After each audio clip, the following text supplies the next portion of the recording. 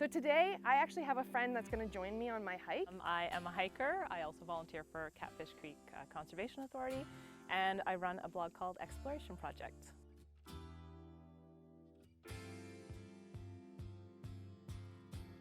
Hi everyone, my name's Ranger M, and I work at Catfish Creek Conservation Authority. I'm the community outreach technician, and that means I do a lot of this, chatting about all things nature and conservation with kids, adults, teachers, everyone. I love to knowledge share, and that's just what I'm going to do with you. So come on, let's go learn with Ranger M.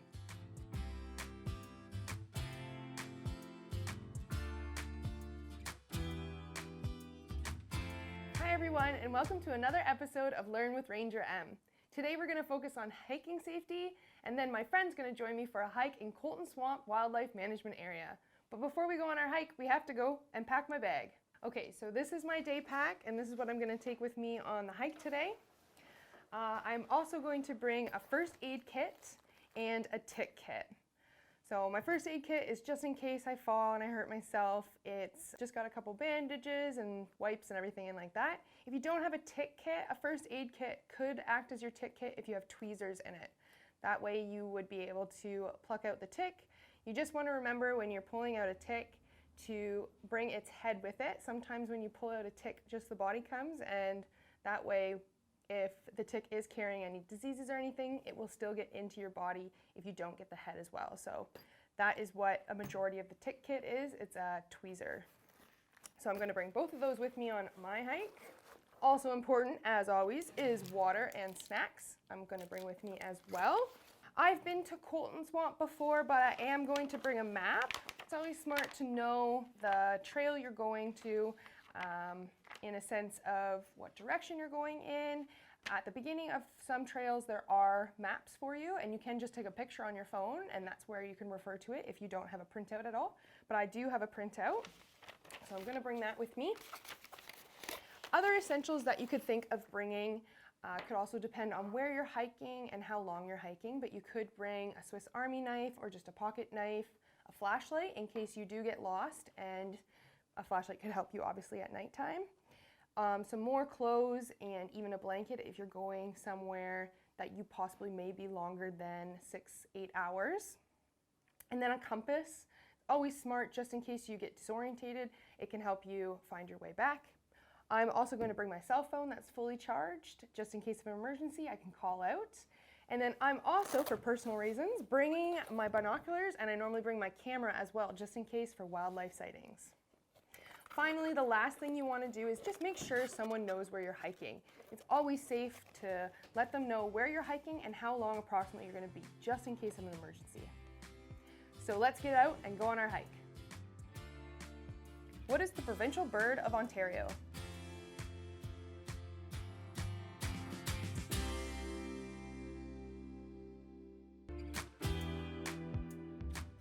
What is the provincial bird of Ontario? The common loon. Did you know Canada is ideal for loons with its tens of thousands of lakes and inlets, offering perfect breeding grounds and habitation spots? In fact, Canada boasts 95% of the world's global loon population. Welcome to Calton Swamp Wildlife Management Area. So this area is similar to our other conservation areas, meaning it is managed and regulated under the Fish and Wildlife and Conservation Act. But it's different because we do allow hunting here. So in a sense, you can't forage, you can't disrupt wildlife, but during the proper seasons, you can hunt for small game and waterfowl. This spot is actually co-owned between us, Catfish Creek Conservation Authority, and the Ontario Ministry of Natural Resources and Forestry. And then the Allegan Stewardship Council also helps us manage it. The Calton Swamp Wildlife Management Area is a 200-acre wetland complex, and that means it's dominated by a wetland that's actually provincially significant.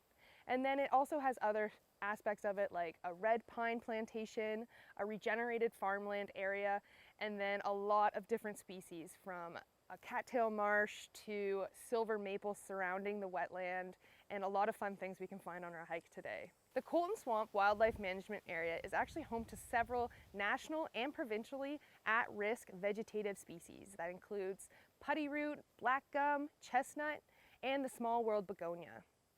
So today, I actually have a friend that's going to join me on my hike. Let's go meet Heather. So this is my friend Heather. She's going to join us on the hike through Colton Swamp today. Can you tell us a bit about yourself, Heather? Yeah, so I'm Heather. I am a hiker. I also volunteer for Catfish Creek Conservation Authority, and I run a blog called Exploration Project. Awesome, thank you. So Heather is going to be my hiking buddy today, and even though I've been here before, it's always safer to hike with someone else just in case of emergency. But Heather, you do hike on your own sometimes, so how do you make sure you're safe, and what do you bring in your pack? Yeah, so I definitely hike solo, but what I bring in my pack is I always have a map. So if there's no physical map, I will take like a picture of a map there and bring it with me on my phone. And then I have a cell phone. I have, well, for certain hikes, like if it's a more intricate hike, I will actually have like a heat blanket in case I get stuck. Definitely snacks, always snacks. Very important. Water, of course, extra clothing is needed. Sunscreen in the summer because I'm very fair. A knife and a compass. Just awesome. Things like that, and always, always, always appropriate footwear. So yes, definitely. I'm a big fan of that. Yes. Awesome. Well, come on, let's get on our hike.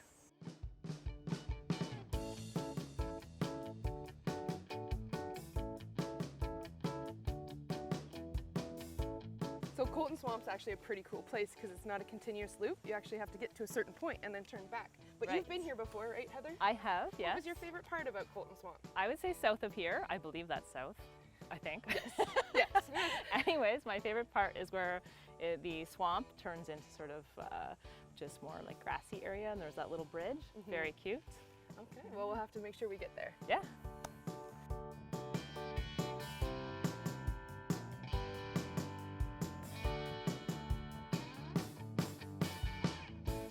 So Heather, could you tell us a bit more about your blog Exploration Projects, like why you started it and what it's all about? Sure, yeah. So I actually started it a long time ago as an urban exploration blog, which is exploring abandoned spaces, so ruins and historic sites, yeah, which is where the name came from because that's called urban exploration. But then it kind of morphed as my interest grew in being outdoors into a nature blog, so. Wow. Yeah. Did you do those urban explorations in Ontario? Yes. Wow. Yeah. Like, could you tell us a bit about one? Like, Sure, so there used to be a college called Elma College in St. Thomas. Okay, You're yeah. familiar? Yes, Yeah. yes. So it's an old girls' school from the 1800s. Unfortunately, it's really sad actually. Somebody burned it down. But it was beautiful to take photos of on the outside and just photograph that and then tell the history behind that. So That's it kind awesome. of just has morphed, and that's why my name came to be. Yeah, Yeah. awesome. Whenabouts did you start it? Oh gosh, 2009? Wow, Yeah. that's awesome. It's been So a you while. just celebrated your 10th anniversary. I guess last so, year. yeah. So you have a pretty big following, especially on Twitter, and that must be nice. Is there any aspect you really like of that? Do you find that your messages get really out and impact people's lives? Well, I mean, I'm a part of a big community on Twitter, so there's an awesome outdoors and hiking community. And so I would say that that's my favorite part because I get lots of inspiration, but also lots of gear advice or location advice and just sharing like stories and things like that. It's been a lot of fun. So I would say that's probably my favorite part of following a lot of people and people following me. Yeah, that would be definitely nice to get some suggestions on where to go. Yeah, it's like even like site suggestions, which is amazing. So, Definitely. yeah. So speaking of explorations, what's one of your favorite ones so far? So I really love Georgian Bay. I love the blue waters. It's almost like you're in the Caribbean, but you're in Ontario, which is wild, right? Yes. And so I did a hike up there on the Bruce Trail, and I've done the entire Niagara section of the Bruce Trail actually. So Oh wow. yeah. And there's so- one trail connecting it, right? It goes Niagara to. Yeah, Niagara to Tobermory. Okay. Yeah, so I've just done the Niagara section. I have a lot left, but that's been really a fun exploration because it's got a lot of history too. Bruce Yeah, Trail, so. for sure. That's Yeah, awesome. Yeah.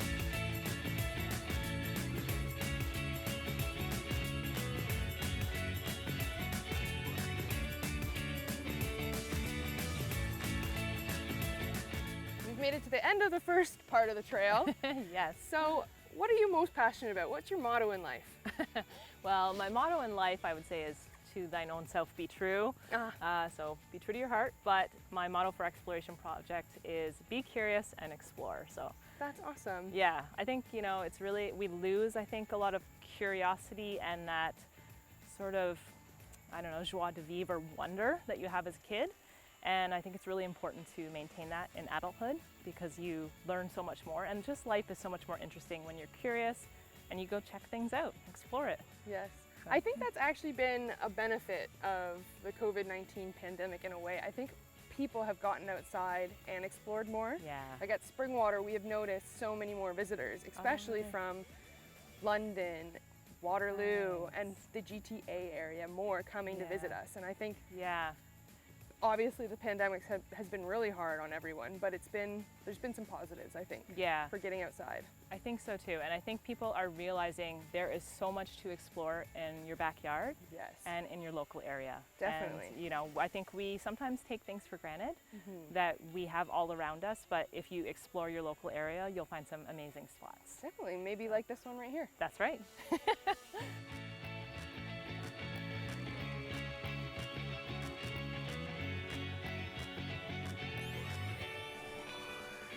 So on to the second branch of this hike. Yes. So what would you say your favorite way to spend outside is? I would say that it is absolutely seasonal. Yeah. So I love hiking in the fall, I snowshoe in the winter, and then spring and summer I am mostly on my paddleboard. So, but any of those, time outside in those activities, I am down and happy. That's awesome. Yeah. So if you could give a beginner to hiking or day tripping a tip, what would it be? I would say to start slow, so gain confidence, you know, go on smaller hikes, learn how long it takes you to hike a kilometer, and then you'll know how long to leave. And I would start with something that is, you know, relatively flat and go from there, build your confidence and move on to greater challenges.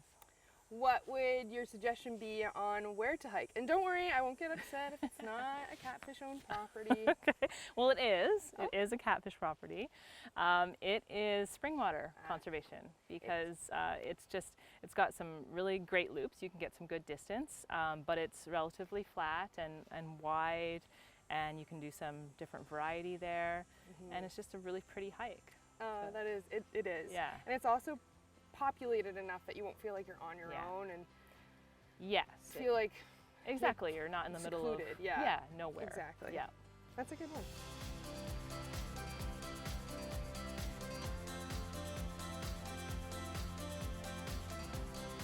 So a lot of people think we have to go pretty far away to find some nice hiking areas, but a lot of the time you can find a hidden gem in your backyard. Have you ever found a local hidden gem? Yeah, it is very true. I have found a Solitude Nature Reserve, it's called, out on Dexter Line between Port Stanley and Port Bruce. Okay. And they have some really nice little hiking trails there, and also you can camp there in the summer. Oh, awesome. Yeah, it's really cool.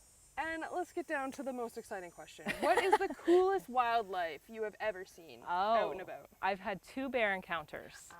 Black bear in Algonquin Park. Okay. Yes, one was an adolescent bear, which you don't really want to see, peeking its head around a rock, and I screamed and it ran off, which is good. And the other one was an adult bear who was crossing the path to go to a water source, and I just made noise and it ran away. So you have the amazing ability to take photos. When did you get into photography? I got into photography about 10 years ago, photographing abandoned spaces. And then it again changed into photographing landscapes and nature, and I have a lot of fun with it. Do you take a lot of your images using like a DSLR camera or just your phone, or? Mostly just my phone, because it's a lot of weight to carry around if I'm doing like a longer hike, or definitely not on my paddleboard. Yeah. So I usually just take my phone, which is fine. But if I know there's like a specific site that I want to get a particular picture, I will take my DSLR. Okay, well that's nice to know we can take nice pictures with just our cameras too. Yeah, for sure you can. What are your goal places to get to hike? I would really like to hike the Crack in Killarney. Ooh. So yeah. I've only been to Killarney once, but it was gorgeous. And that's awesome. I'd like to get up there. How long is that hike? Do you know? I feel like it's 7.5K or something, but it's like 1.5K an hour. or something. Wow. Yeah, I can't remember the exact, but I know it's like a more difficult hike, and it's slower. But what have you noticed on trails, like talking about trail etiquette, like always important to, say hi to people, be nice, considerate, move to the side, especially if you're cycling on a trail that allows for more than just hiking. Yep. What would your I would say leave no trace principles. So if you pack it in, or if you bring it in, don't leave it here, pack it out. So and including your dog's messes. Yes. It's gross, but you do have to pack it out. So. It's amazing how much I find dog poop in bags left alone. Yes. It's kind of like, well, why pick it up and put it in a bag at that point? Yeah. But you're responsible for your dog too, and you have to take what they bring in too. And or even like apple cores, orange peels, like people think, oh, it's natural, but it's not natural to that particular ecosystem. No, so, and if everyone were to do it, that's too much of that waste breaking down, and that's not good either. Yeah. Exactly. Yeah. The Calton Swamp is the only home to an endangered orchid species. Do you know what it is?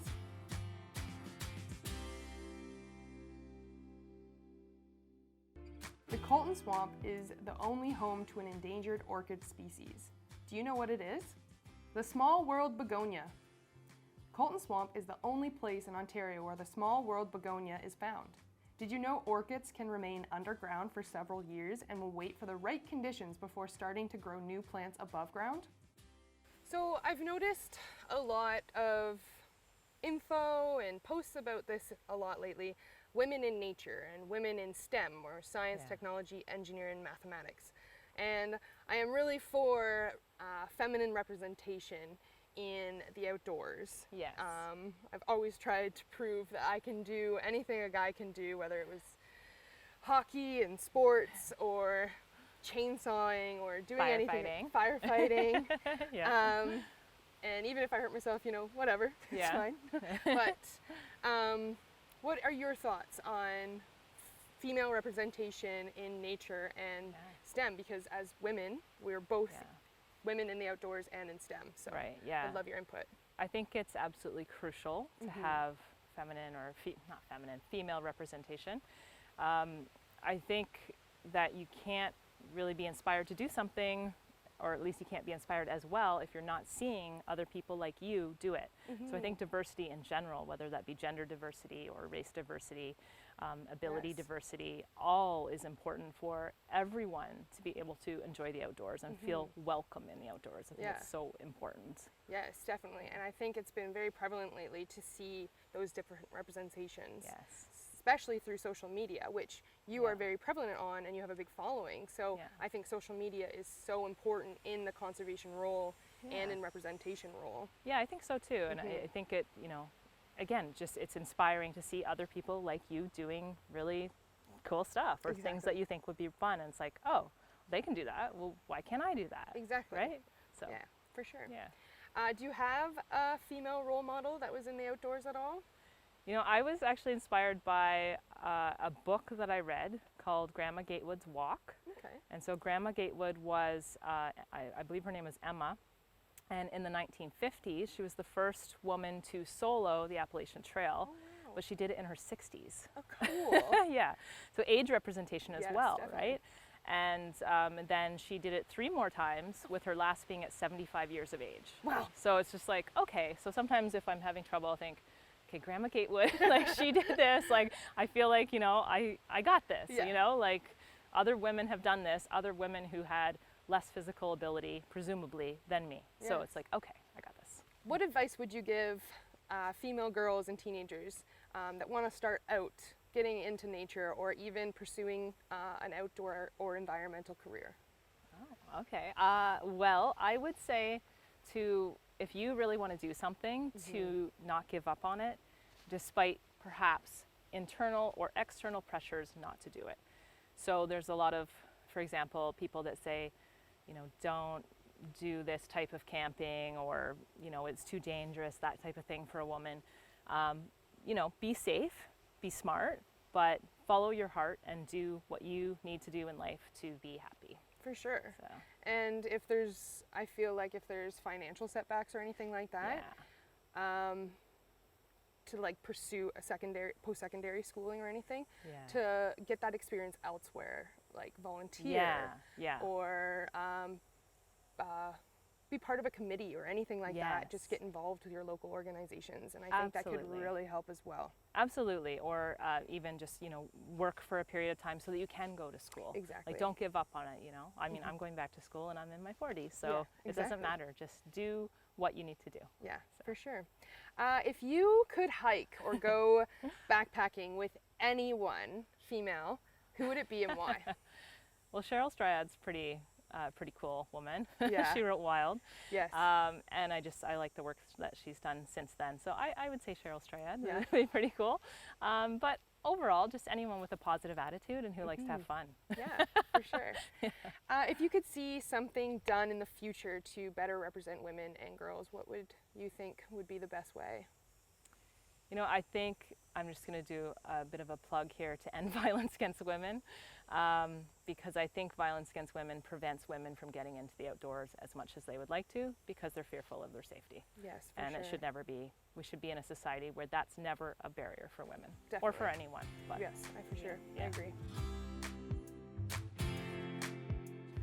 Well, Heather, we're at the end of our hike, and I would just want to Yeah. thank you for coming out and joining me on this hike and answering all my questions. And it was just a really Yeah. great time. It was an honor to be hiking with you today.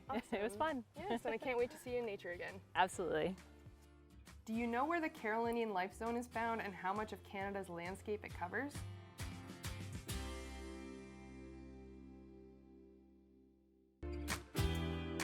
Do you know where the Carolinian Life Zone is found and how much of Canada's landscape it covers?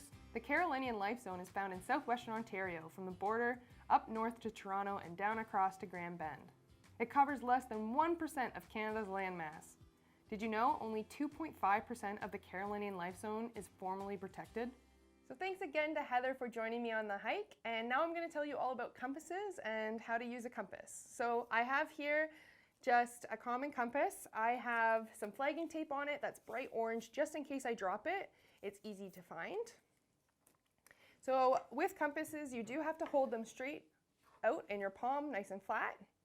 And then this part is the one that moves around, and it has the degrees on it, so 0 to 360 degrees. And it has north, south, east, and west on the sides, but it moves, and that's because you want to line up this red arrow with the red arrow that's actually pointing to north. So if I have this red arrow, it's actually pointing to the east. So I want to move it around to point north, and that'll give me the correct way and how to tell the degrees. So at the beginning of your hike, maybe just when you get to the trail, take out your compass and take note of where you are in what direction, and then as you hike along, maybe keep it in the back of your mind of which direction you are going and everything like that. So if you do become lost, you can use a compass to hopefully find your way out. This week we're going to do a nature journal. This is just another way to connect with nature as well as participating in good mental health and well-being practices. Nature journaling can really be about anything you want, but here I've listed a couple journal prompts that you can follow. Notice the different colors, noises, smells, or anything you may be feeling physically, mentally, and emotionally. This is a great way to calm yourself, meditate, and even find things to be grateful for that we may not have noticed before. Enjoy yourselves and see you in nature!